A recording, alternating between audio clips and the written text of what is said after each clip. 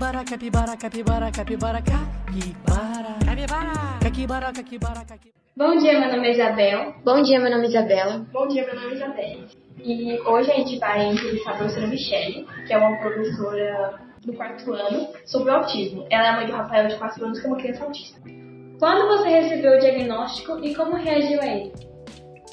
Nós recebemos o diagnóstico do Rafael quando ele completou 3 anos, mas o processo de investigação ele se iniciou com 2 anos de idade. E num primeiro momento, a nossa reação é de negação, né? Apesar de já ser da área da educação, já ter um pouco de conhecimento sobre o assunto, que foi o que levou a desconfiança para iniciar um possível diagnóstico, né? E apesar de já estar na área da educação, a gente se frustra um pouco porque quando a gente tem uma criança, vem várias expectativas para um filho, né? Quando você recebe o diagnóstico, você pensa se você vai conseguir alcançar essas expectativas, né? O medo do amanhã. Então foi um pouco frustrante. Veio uma negação não de não aceitar o diagnóstico, mas de não aceitar a possibilidade de ter um filho autista. Quais foram os primeiros sinais que te levaram a desconfiar de que seu filho era autista? Aos 5 meses ele começou a se balançar. E aí eu já comecei a ter uma leve desconfiança. Ele era uma criança que ele chorava muito, né? E até então não sabia que esse era um dos sinais também. Ele tinha dificuldade para dormir, ele dormia 15 minutos e tinha que ser no colo, se colocasse ele na cama ele acordava. Então era um sono de 15 minutos e ele já acordava, que não é comum para um bebê. Aos 5 meses ele começou a balançar.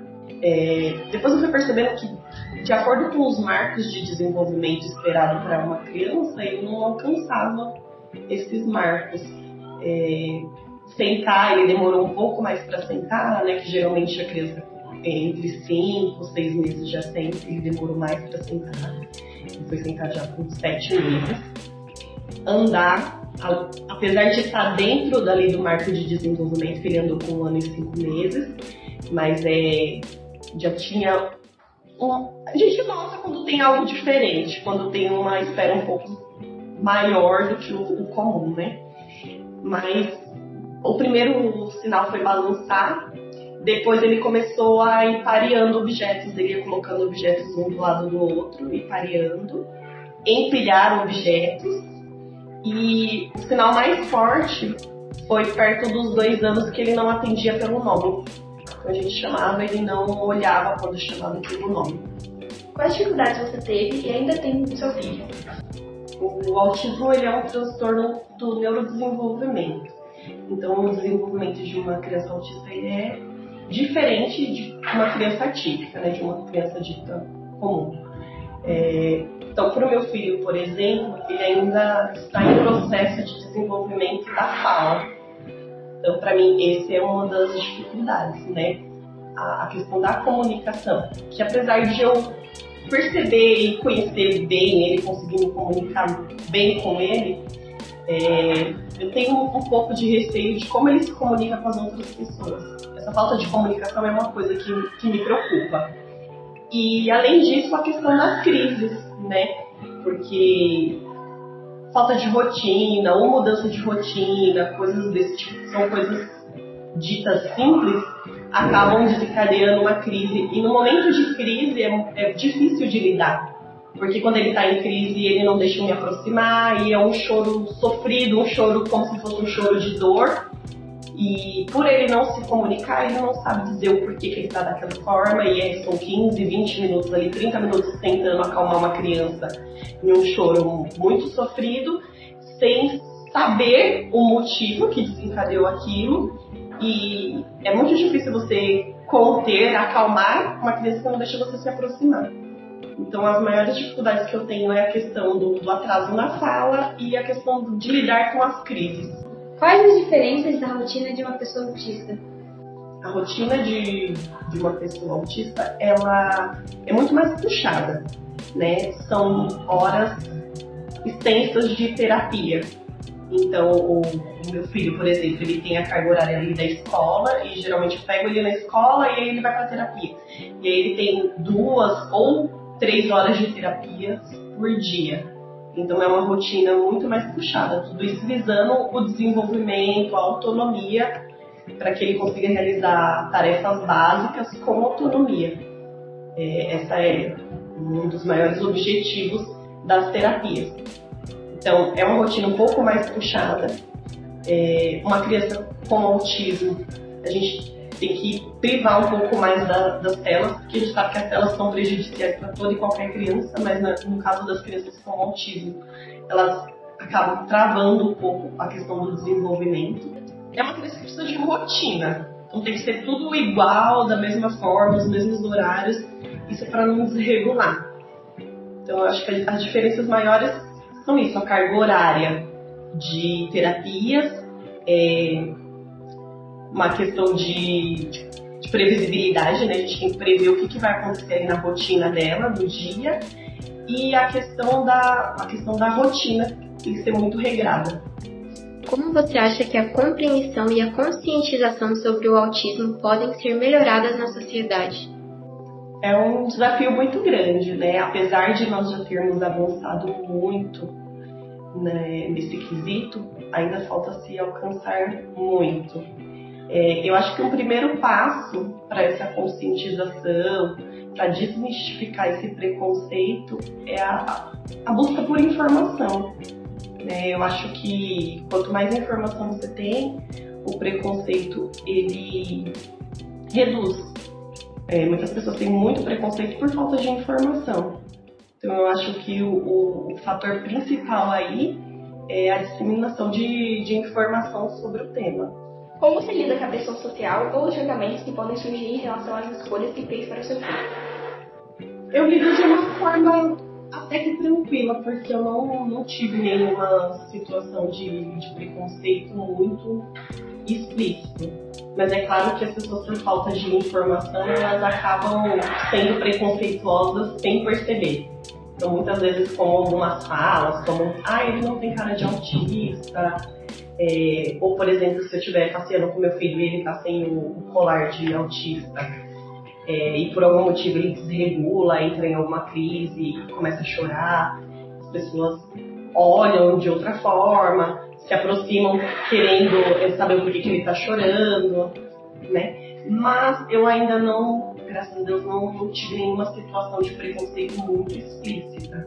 Eu acho que por buscar muita informação e por achar que nós que somos mães atípicas precisamos ser esses portadores de informação também, e sei que muitas pessoas lidam de forma preconceituosa por não terem informações, então eu procuro levar dessa forma. As pessoas estão agindo dessa forma porque às vezes não têm conhecimento. E aí eu tento usar do pouco conhecimento que eu tenho para transmitir informação. Você tem alguma informação que pode ajudar pessoas que acabaram de receber o diagnóstico do autismo?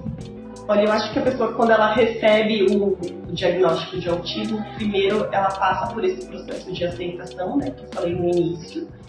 Depois desse processo de aceitação, eu acho que o primeiro passo é você procurar os acompanhamentos. Receber o diagnóstico, o que eu vou fazer agora para o meu filho poder desenvolver? Procurar as terapias.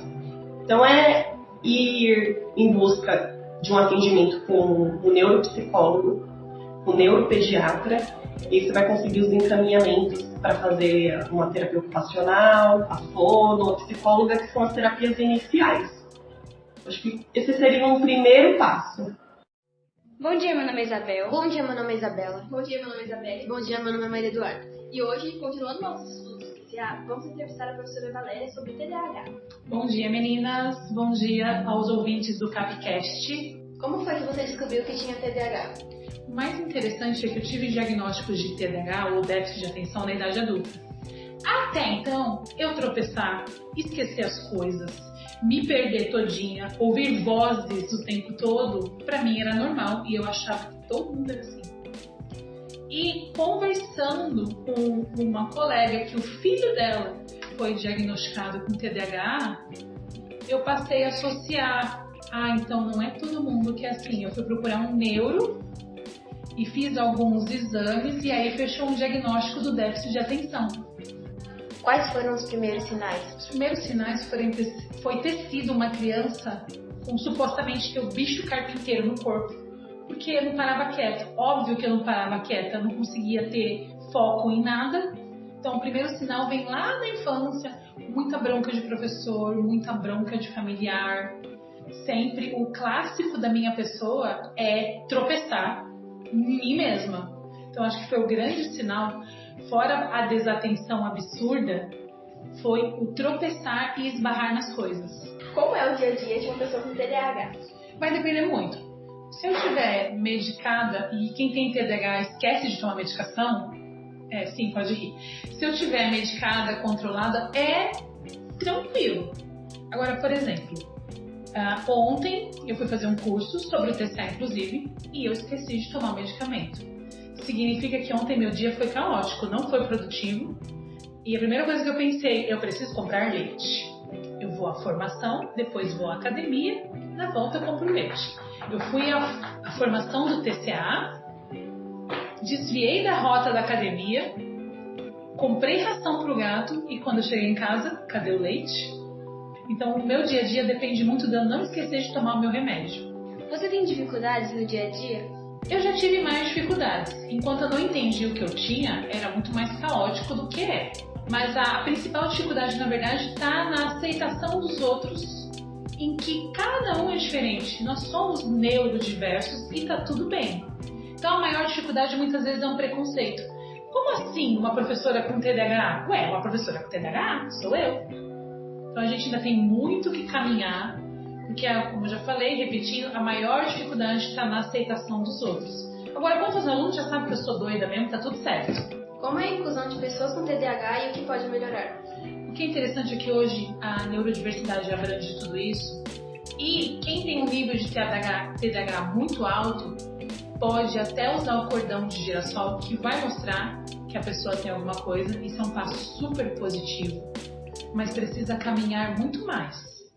Diminuir preconceito, aumentar a taxa de diagnóstico, porque quantas e quantas crianças, adultos e adolescentes, ele não para quieto, ele é muito inquieto, ele não tem foco. Não é que a gente não tem foco, a gente não recebe o diagnóstico e o tratamento correto. Sim, existe vida com TDAH e acaba sendo uma vida, eu vou abrir entre aspas, normal, porque eu nunca fui anormal.